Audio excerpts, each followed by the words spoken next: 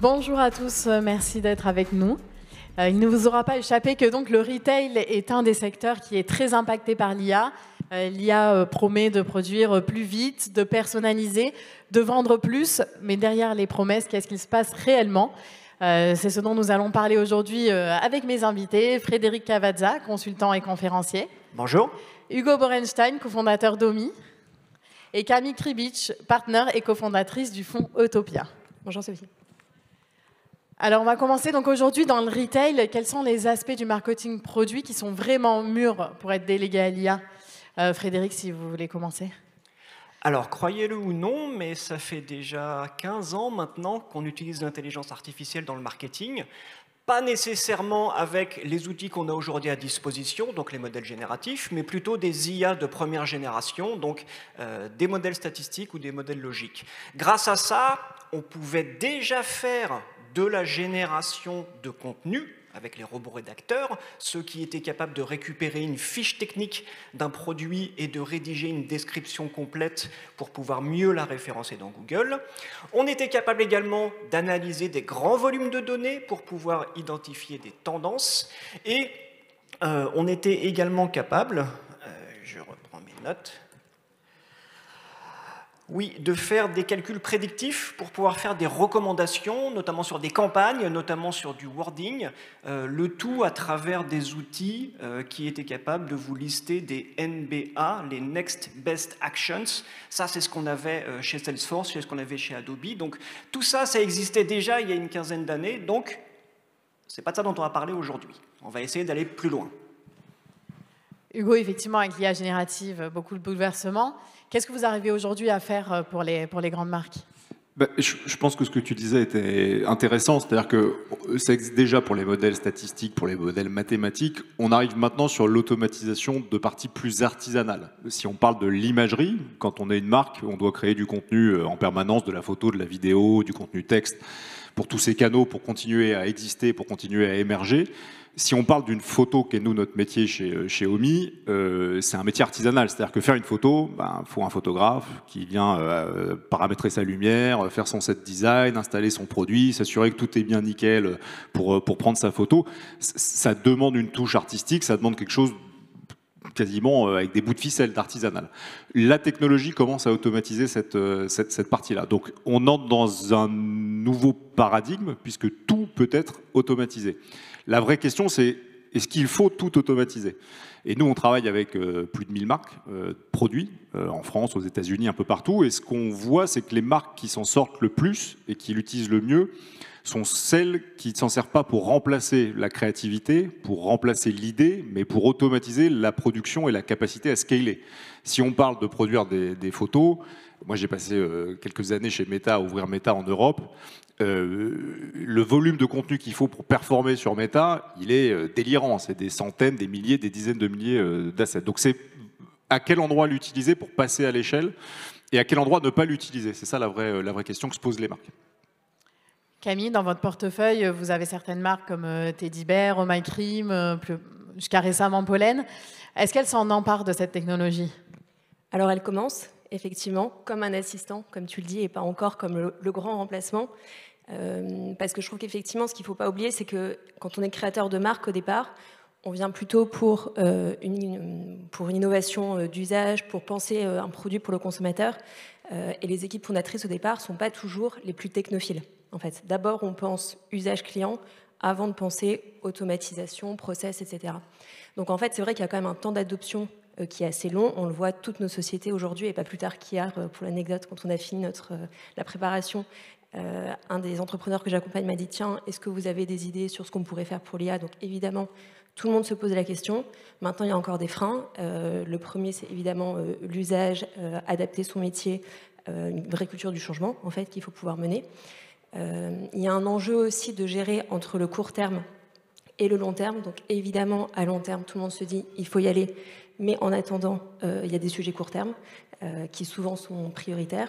Et ensuite, il y a des sujets de financement, évidemment. Et donc c'est vrai qu'aujourd'hui, toutes les entreprises ont à cœur de pouvoir en tout cas, nous, on accompagne des jeunes entreprises, encore une fois. Hein, donc déjà, c'est un enjeu de rentabilité, un enjeu quand même de ROI sur les investissements qui sont faits. Donc, il y a des arbitrages à faire et mettre en place tous ces nouveaux outils, ça a un coût et donc, ça prend du temps. Hugo, justement, on a besoin de quoi pour faire un visuel performant? Qu'est-ce que vous demandez aux marques concrètement? C'est l'autre innovation qu'apporte l'IA générative, c'est-à-dire que depuis novembre 22, avec la sortie de GPT, tout le monde a pu commencer à utiliser ces outils. On n'est plus dans l'outil confidentiel, technique, très, très avancé. Donc la barrière technique est tombée. La barrière qui reste, c'est une barrière créative et c'est une barrière budgétaire, ce que tu viens de dire, Camille. Mais quelqu'un qui veut prompter, même sans être un expert, peut prompter. Quelqu'un qui veut détourer une image et l'insérer dans des environnements peut le faire. Quelqu'un qui veut générer une vidéo de qualité professionnelle peut le faire. Donc le vrai sujet, c'est qu'il n'y a plus de limite entre ce qu'on a en tête et ce qu'on peut vouloir produire. Toujours une limite de temps, toujours une limite de budget, mais la limite technique n'existe plus vraiment. Le sujet pour les professionnels qui nous écoutent, c'est de s'en emparer et de jouer avec. Ne regardez pas cette évolution passer sans la tester, ce que disait la speaker précédente, sans interagir avec, parce que ça va devenir quelque chose qui irrigue tous vos process et toutes vos façons de travailler. À nouveau, jusqu'à des tâches qui étaient des tâches artisanales, non automatisables sur le papier.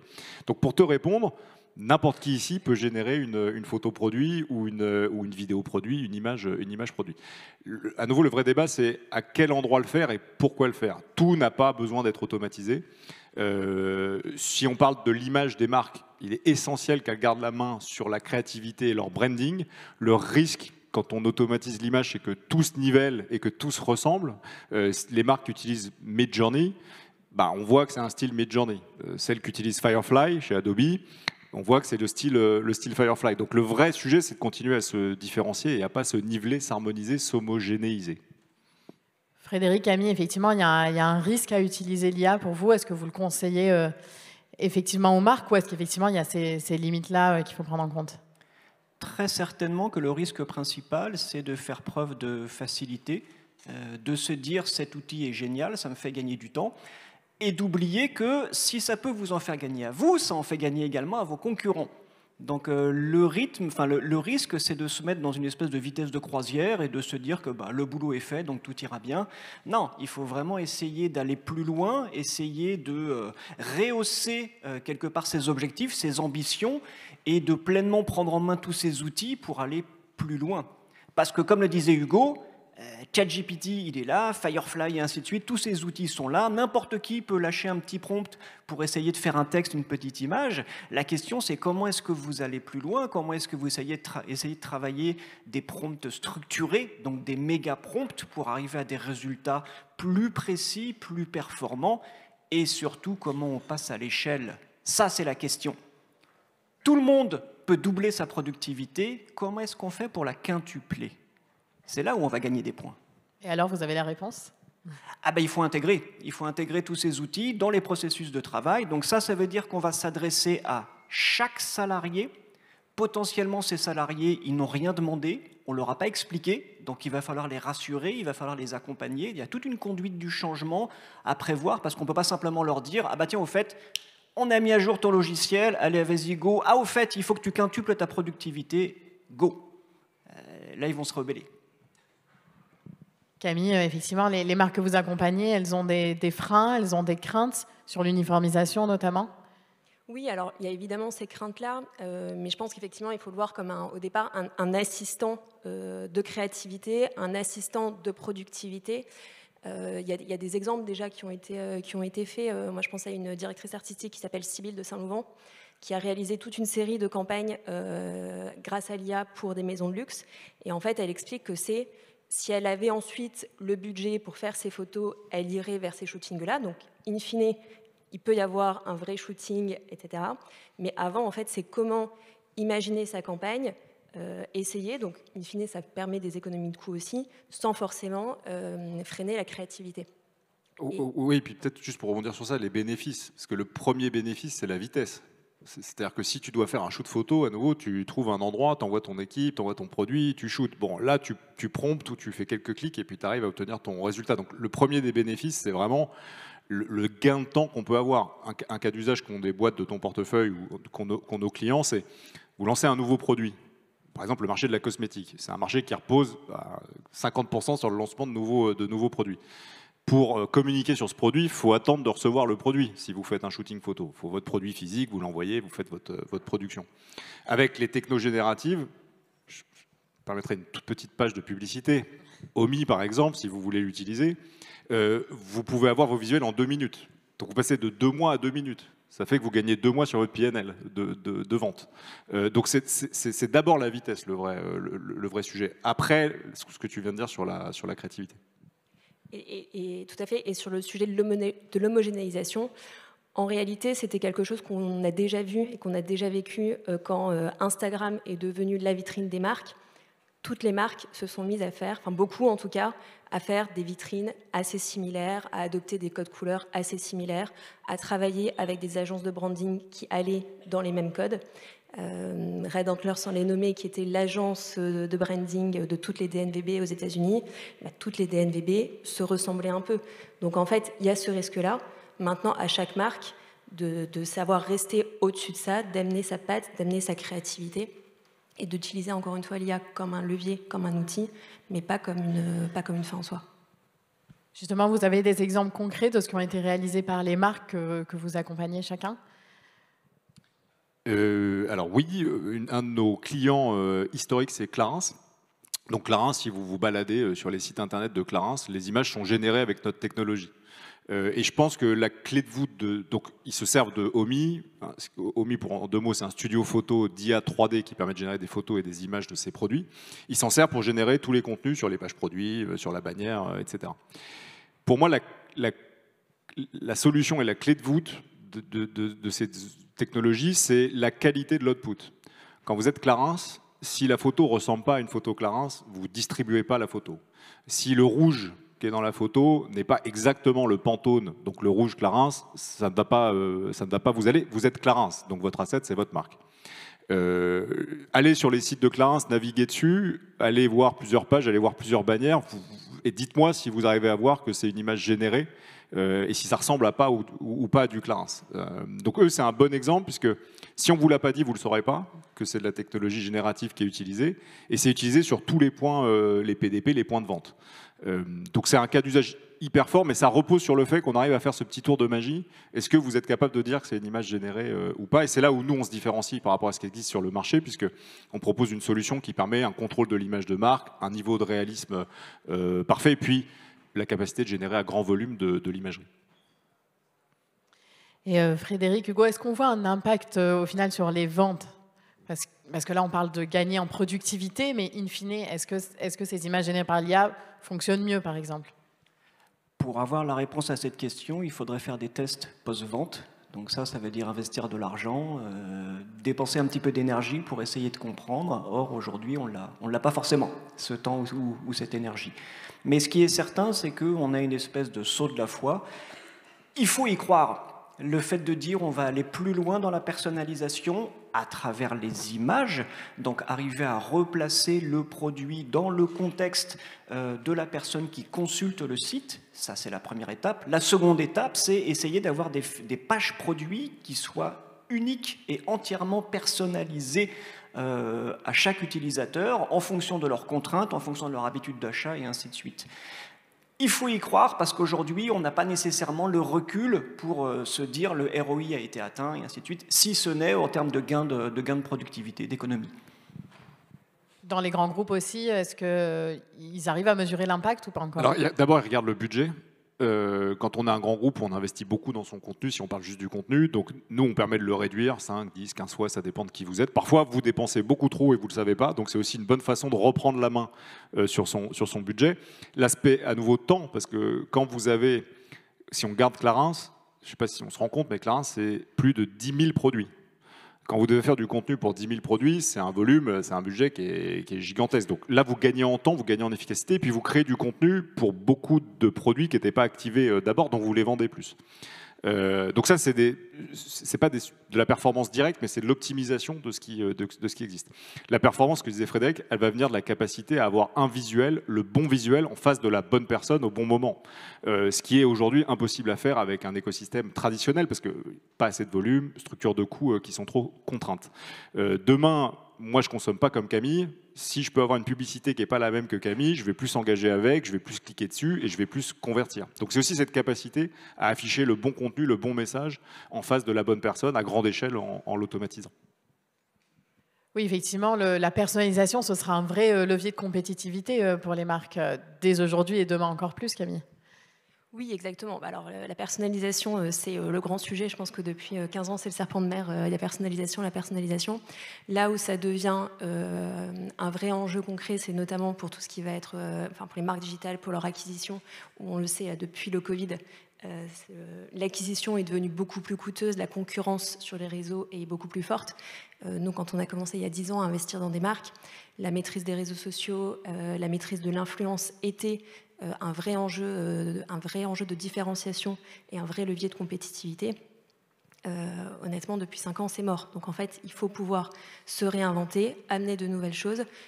Et effectivement, la maîtrise de l'IA peut être à la fois un enjeu et un levier de différenciation, un levier de productivité et donc un levier aussi de compétitivité face à un environnement extrêmement concurrentiel. Et aujourd'hui, à l'inverse, qu'est-ce que l'IA ne peut pas faire? On a parlé de tous les bénéfices, mais c'est quoi finalement les limites? Jusqu'où on peut pousser l'outil?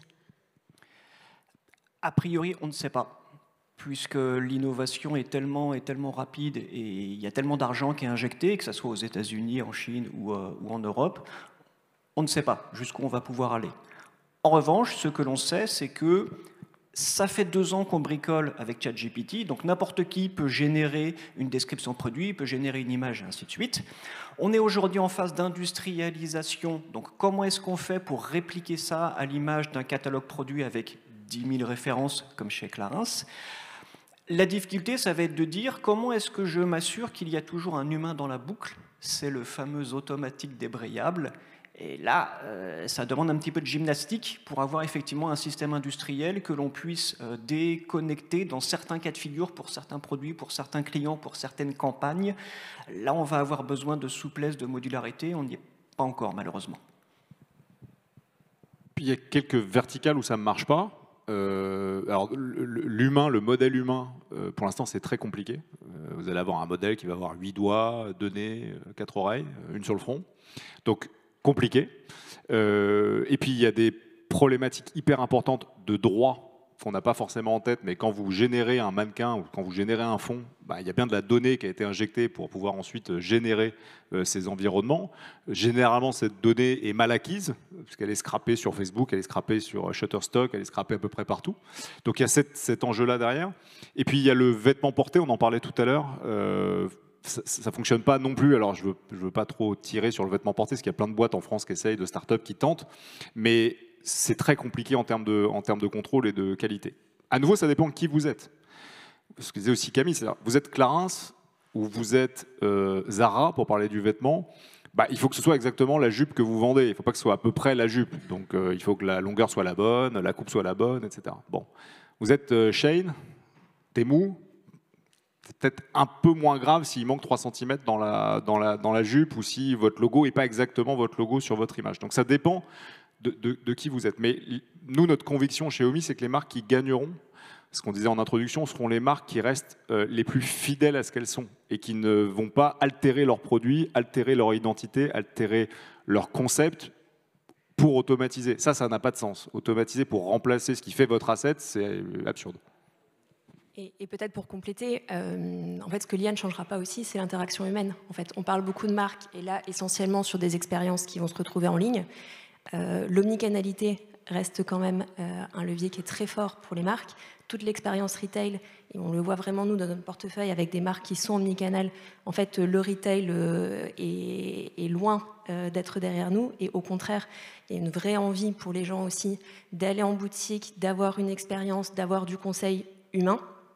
Et ça, je pense que l'IA ne le changera pas. Alors on va pouvoir amener plus d'outils aussi pour qu'un conseiller en point de vente puisse avoir l'intégralité de son catalogue, puisse avoir, dans le cas de la cosmétique par exemple, puisse pouvoir faire un diagnostic personnalisé, avoir une bonne recommandation de produits. Donc là encore, l'IA comme un outil au service du client. J'aime vraiment répéter ce point-là parce qu'en fait, la techno c'est bien, mais encore une fois, avec quel but, avec quelle finalité.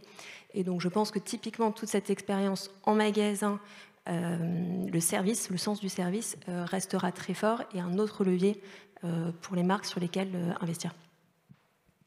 Là, on a beaucoup parlé finalement de génération d'images, mais le marketing produit, c'est aussi les fiches produits finalement. C'est le texte tout simple qu'on voit sur les fiches produits. Et là, où est-ce qu'on en est, Frédéric? Ça fait longtemps que c'est déjà automatisé. La génération des fiches produits, ça fait longtemps que c'est automatisé. L'optimisation de la description des produits pour être un petit peu plus, on va dire, performant en termes de référencement, ça aussi, on y est déjà. Je pense que ce qui est intéressant, c'est de comprendre que l'IA générative, elle évolue. On a différents types de modèles. Les modèles textuels pour générer du contenu, ça on connaît bien. Les modèles visuels pour générer des images, pour générer des vidéos, ça également on connaît bien. Les modèles d'action pour automatiser les campagnes marketing, ça on commence à peu près bien connaître. Ce qu'il nous reste à conquérir, ce n'est pas nécessairement la fiche produit qui est l'étape finale, mais c'est peut-être également les étapes amont, la conception du produit. Et là, on a des choses intéressantes. On a notamment des modèles de recherche, les fameuses fonctions Deep Research, qui permettent d'avoir une meilleure compréhension, non pas d'un marché, parce qu'on a des études de marché pour ça, mais des micro-niches de consommateurs, et il y en a de plus en plus. Donc, on va pouvoir semi-automatiser l'analyse de micro-marchés. On a également des modèles de raisonnement qui vont pouvoir nous aider à définir des argumentaires plus précis, plus percutants, pour certaines niches de marché. Et là, c'est intéressant, parce qu'on va pouvoir notamment créer des consommateurs synthétiques, donc des personas synthétiques, pour pouvoir tester les argumentaires. Alors, tout ça, ça peut vous sembler de la science-fiction, mais encore une fois, je précise, c'est ce sur quoi on travaille, là, sur la seconde moitié de 2025, aller plus loin que ce qui existe déjà, génération de textes, d'images et ainsi de suite, automatisation. Ok, soit, c'est disponible pour vous, c'est disponible pour vos concurrents, vous ne pourrez pas faire la différence là-dessus. Si vous voulez faire la différence, il faut aller plus loin dans la compréhension des micro-niches de consommateurs, dans la formulation d'une proposition unique de valeur, d'un argumentaire qui soit spécifique à ces niches et que l'on va retrouver dans les fiches produits personnalisées. Toucher le bon public, effectivement, Camille, c'est un peu le nerf de la guerre pour une marque.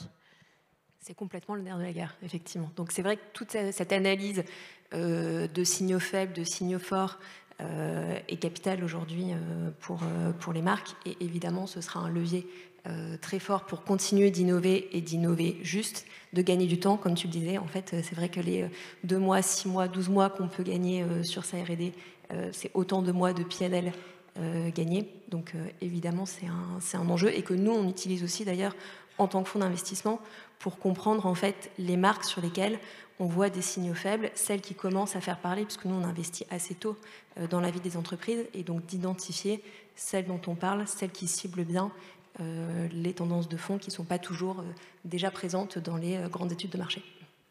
D'un point de vue plus tech, Hugo, qu'est-ce qui arrive là dans les prochaines semaines, les prochains mois? Vers où on va? Alors, on ne sait pas, tu as raison, on voit des tendances. Le prochain gros sujet, c'est la vidéo. On a beaucoup parlé de l'image, donc aujourd'hui on peut générer une image avec un prompt, avec quelques clics. La vidéo, c'est possible, mais il y a un problème de coût. Il faut aussi comprendre, je crois que l'intervenant, l'envoyé spécial de l'Élysée le disait juste avant, mais tout ça a un coût énergétique et technique qui est mastoc. Nous, si on vous parle de nos factures AWS, ça fait peur. Donc la prochaine barrière, c'est la capacité infrastructure à délivrer, parce que c'est beau de dire générer des images, générer de la vidéo, mais si ça coûte trop cher, si c'est trop long, ça ne fonctionne pas. Cependant, la vidéo arrive. Vous avez vu Sora qui avait fait beaucoup parler de lui. Il y a plein d'autres modèles. Nous, on avait commencé par la vidéo, donc on sert nos marques sur la vidéo. On a une plateforme et une app vidéo qui sont assez sophistiquées, assez avancées, mais le marché va vraiment dans ce sens-là. Une vidéo étant 24 images par seconde, ça vous donne aussi l'échelle de calcul qu'il faut pour générer une vidéo de 4 secondes. L'autre grosse innovation, c'est la 3D. Tout ce dont on parle, ce sont des technologies 2D. Midjourney, c'est une image 2D, Firefly, c'est une image 2D, le texte, etc. On va passer d'un environnement 2-dimensionnel à un environnement 3-dimensionnel. Nous, c'est notre pari depuis le début, depuis 5 ans, au moment où on a lancé OMI. Les objets vont être consommés en 3D de plus en plus. Et d'ailleurs, vous n'allez plus savoir si vous regardez de la 3D ou si vous regardez vraiment une image. Aujourd'hui, c'est possible sur les sites e-commerce. Donc, vous avez sans doute déjà interagi avec un objet 3D sur un site e-commerce, un prévisualisateur pour projeter un meuble sur le Ikea, par exemple, projeter un meuble dans votre salon, chez Tiffany & Co pour essayer ou voir sous tous les angles une bague, je prends des marques assez luxe parce qu'elles sont assez novatrices dessus, chez Dior pour vous projeter une basket sur le pied. Donc, c'est par là que ça va. Les lunettes, bien sûr, chez Ray-Ban et puis chez plein d'autres acteurs. Ça devient génératif, c'est-à-dire qu'on ne va plus avoir besoin de setup manuel, de création manuelle. Tout ça va pouvoir être auto-généré. C'est une nouvelle catégorie qui s'appelle l'IA 3D. Donc nous, c'est les deux grandes tendances qu'on voit sur la partie visuelle, la vidéo et la 3D. Avec la même mécanique, c'est-à-dire que c'est des sujets techniques, la vidéo, la 3D. On pense gaming, on pense agence, on pense production. Bon, bah, c'est disponible au bout de vos doigts en quelques clics, comme toutes ces technos-là. Il reste la barrière coûts et infrastructures à lever. Et si on se passe maintenant d'un point de vue client, l'IA, ça bouscule aussi la façon de faire du shopping finalement. Alors Frédéric, on en parlait, ça vaut le coup de faire encore des fiches produits quand finalement l'IA va presque choisir pour nous le produit ? Effectivement, à ce stade de la discussion, il faut qu'on parle de l'éléphant dans la pièce, qui sont les assistants d'achat. Donc, on avait déjà Perplexity Shopping, mais qui est confidentiel. On avait déjà Gemini qui fait plus ou moins du shopping, mais ils ne sont pas encore sortis du bois. On avait déjà Rufus, donc l'assistant d'Amazon, mais dans l'application d'Amazon. Je ne sais pas si vous avez vu cette nuit ce qui s'est passé, mais OpenAI a annoncé donc ChatGPT Shopping. Vous pouvez, si vous avez un abonnement pro, demander à ChatGPT « Trouve-moi une cafetière pour moins de $200 ». Lui va vous faire une recherche profonde, il va vous remonter un tableau comparatif et il va surtout vous remonter sa sélection avec 1, 2, 3 cafetières qu'il va vous recommander. Celle qui vous plaît, vous cliquez dessus et vous êtes directement emmené sur le panier du site marchand. Donc là, on a quand même un très gros problème parce que tout ce dont on discute depuis tout à l'heure, revoir le parcours d'achat, revoir les visuels produits, revoir l'argumentaire produit, personnaliser la fiche produit, il n'y a plus de fiche produit.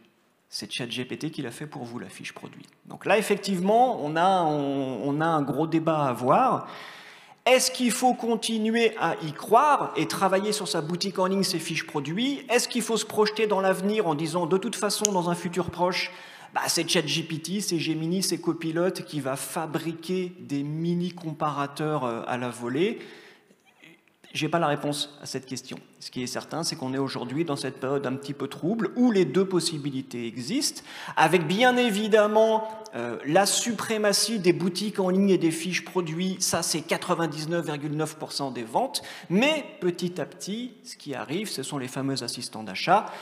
Il y a ça chez ChatGPT, il y a ça chez Google, il y a ça chez Amazon, il y aura bientôt ça chez Apple avec Siri quand ils l'auront amélioré. C'est qu'une question de temps avant que ça arrive. Camille, ça va un peu changer votre façon d'investir dans l'avenir ? Oui, en fait, à la fois je partage, et c'est difficile de faire complètement abstraction du sujet, et pour autant, moi, je pense que le consommateur est aussi sensible à une expérience d'achat, à une émotion qu'il va ressentir au moment de faire son shopping. Si ce n'était pas le cas, Amazon aurait déjà raflé tout ce qui existe dans le e-commerce et des sites marchands n'existeraient pas. Des modèles de distribution comme OMyCream qui vendent certes leur propre marque, mais aussi des dizaines d'autres marques n'existeraient pas. Donc oui, l'IA comme aide au shopping, d'ailleurs OMyCream l'utilise aussi, un assistant virtuel, mais pour autant, moi je pense que les clients et les consommateurs seront toujours sensibles à avoir, encore une fois, cette émotion particulière, cette expérience particulière, sinon, et une expérience de marque aussi particulière, sinon on en vient juste à un produit avec ses spécificités techniques, plus ou moins bonnes. La réalité, c'est qu'on n'achète pas uniquement pour des spécificités techniques ou pour un prix. Hugo, c'est ce que vous partagez aussi, l'expérience d'achat en un mot, en 2030 peut-être ? Oui, alors elle se délinéarise. C'est-à-dire qu'elle commence sur Insta, elle commence sur TikTok, et oui, elle se termine en un clic au self-checkout sur Amazon ou sur la plateforme marchande. On a parlé du texte, il existera toujours, mais l'enjeu, c'est quand même que tout est devenu très visuel. Et c'est d'abord biologique. Le cerveau humain comprend 36 000 fois plus vite une image qu'un texte. C'est la phrase « la tarte à la crème, une image vaut 1000 mots ». Donc le sujet, c'est aussi comment on exprime son identité, sa marque visuellement, en amont dans un funnel tu parlais des fiches produits, dans un funnel de vente. Le premier point de contact, ça peut être une story sur Instagram, un réel. Le sujet, c'est comment il a été produit, comment il a été automatisé, et est-ce qu'il est bien personnalisé pour Hugo, pour Frédéric ou pour Camille. Merci beaucoup en tout cas pour votre vision. On voit qu'on n'est qu'au début du débat finalement, donc on va continuer à suivre ça de près. Et je vous laisse pour la prochaine table ronde.